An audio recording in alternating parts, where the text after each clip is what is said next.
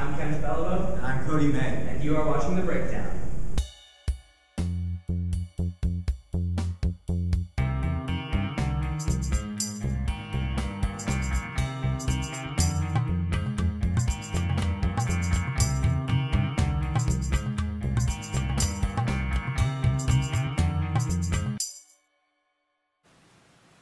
Thanks for watching, and here's your news. Kenny? We're going to start by talking about the passing of Joe Simon, the creator of Captain America. He was one of the most well-known writers for Marvel during his time. And how do you feel about that, Cody? You know, it deeply saddens me, Kenny, because he was such a well-known artist in his own right, and he passed away way before his time, in my opinion. There was a movie about Captain America released earlier this year, and all these kids who are just getting into the superhero genre and into this character won't be able to truly appreciate all the hard work and effort that went into creating such a wonderful thing. Alright, moving on. So what we're going to talk about now is Warner Brothers locking up Harry Potter at the end of this year. It's a page straight out of the Disney book. You know, you take a good movie, you lock it away for a number of years, and then you re-release it. How do you feel about that, Ken? I don't think it's the right decision for Warner Bros. Because Harry Potter is really popular right now. They just concluded the series earlier this summer. Everybody wants to buy it. Everybody wants more Harry Potter. They're always on J.K. Rowling about writing another book, about like furthering this character as far as she can take it. So why would you take the movies and put them away so that people can't have access to them? It just doesn't seem like the right decision for me, from a fan standpoint, that they would do that. You know, I totally agree with you, right? And it's not fair to the kids who get all this money at Christmas time to have to spend it just on Harry Potter, right? Yeah. And get like the last, 6, 7, or whatever, like movies they're missing, right, from their collection. Disney can do it because it's classic for them to do it, and they've been doing it for years. They've been doing it for years, and it's worked for them. But Harry Potter's a different thing altogether. So for them to try it, kids want to be able to buy Harry Potter. Future kids are going to want to be able to buy Harry Potter. It's not going to be the right decision. Yeah. They're going to lose money. The next story we're going to talk about is Katy Perry winning MTV's first ever Artist of the Year award over Adele. This year, Katy Perry was the first person since Michael Jackson to have 5 singles off the same album. And she's doing really well for herself. She's been everywhere. She's got a world tour right now, but do you think she should have won Artist of the Year? You know, she's a good artist in her own right, and she does put out good music, right? But I think there are many other artists out there who are more deserving of the award, right? Not Taylor Swift or like somebody like that, but I'm talking about artists that aren't as well known, but produce great music, you know? Personally, I think maybe giving it to a lesser known act who's like on their way up would have been a smarter choice. Because Katy Perry obviously already has awareness worldwide. So giving it to someone who's starting out, and Drake released an album this year, which is really good. Yeah, but personally, smooth. Katy Perry's Teenage Dream album is good, but it's just not the top album of the year. You know, it's the same old crap coming out of her mouth, right? Every single year, every single time she re-releases an album or she releases a new album, right? And with Drake, he's a soulful, well-rounded artist who can put together stories and lyrics in a way that's very unusual and very unique in his own right. So I agree with you. He should have won the award, or someone like him should win the award. I personally think Drake should have won because he's an actor, he's a writer, he puts a lot of emotion into his work, and I think he's one of the best artists around right now. I totally agree with you there, Kenny.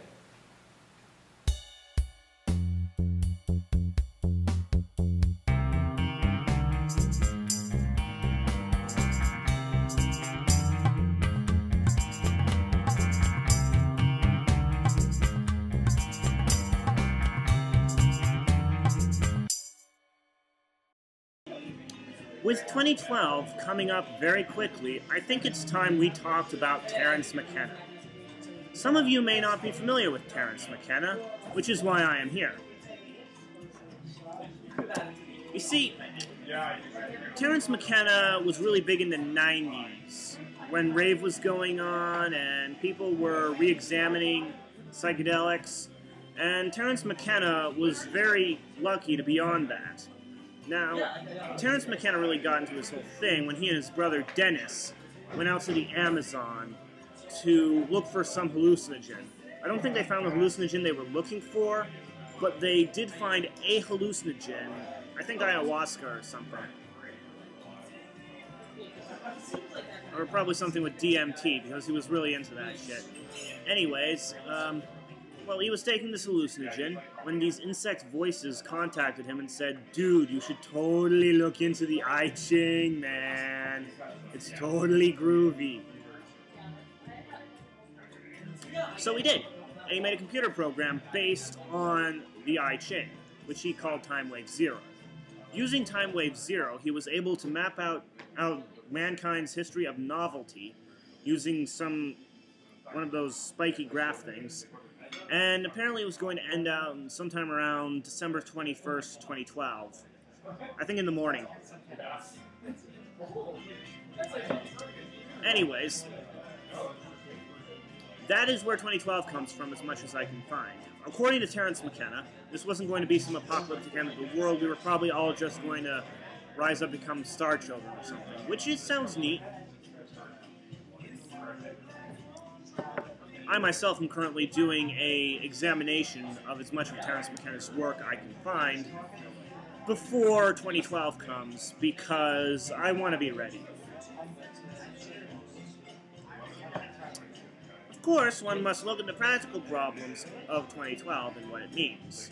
Millennialist and apocalyptic groups have been a feature for human history for many times. In fact, Christianity, it could be said to be one failed apocalyptic cult, considering the world has been. But how does this affect us? Will there be a major consciousness shift on December 21st, 2012? Or will it be missed in the upcoming fury of the Christmas season? My name is Dylan Turn. I examine weird shit.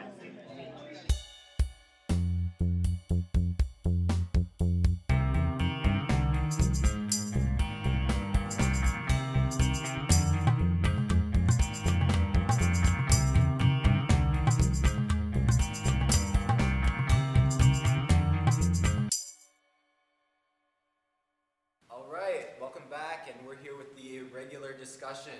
How's it going, Adam? I'm fantastic, and yourself? I'm good. You know Kenny, right? Unfortunately, I have been introduced. It tends to happen when I know these people. They kind of say, "Hey, here's my cool friend." I'm like, disappointed. But no, he's cool. He watches TV all the time. He introduced me to all these new shows that I've never heard of. I mean, like, you know, he's like, "What TV shows you like?" I'm like, "DS9." He's like, "Something recent?" I'm like, DS9's recent. It's like, "No man, watch Dexter. This is freaking awesome." And all I saw was like, blood everywhere. Awesome show. All right. Dexter is one hell of a good show. Oh yeah, it's great. Like the season 6 finale just happened on Sunday, right? I mean, it was incredible. It totally blew my mind. How'd you feel about Dexter so far? Well, you know what? I was a little bit surprised by where they went. I didn't expect that kind of an ending at all. I'm still like thinking a whole lot about it. I didn't want to see most of what ended up happening. Like, I'm like, I hope that doesn't happen, and boom. All right, there's some other good shows on there, right? Like AMC has some good shows. Like AMC has some really Walking good shows, Dead. including The Walking Dead and Walking Breaking Bad. Yeah, Breaking Bad's a good example. Yeah, Breaking Bad, you know what? All my friends were talking about how good it was, and like, you know what? Fine, whatever, I'll take a look. And it ended up being really surprising. Like for me, Breaking Bad is one of the best shows right now online. I have would to agree. I agree with both of you, but what do you like most about Breaking Bad? I don't know. I think it's just really intense. I mean, it's still got that kind of feel that I feel like, you watch Transport, and you watch, yeah, like it's got that intense kind of feel.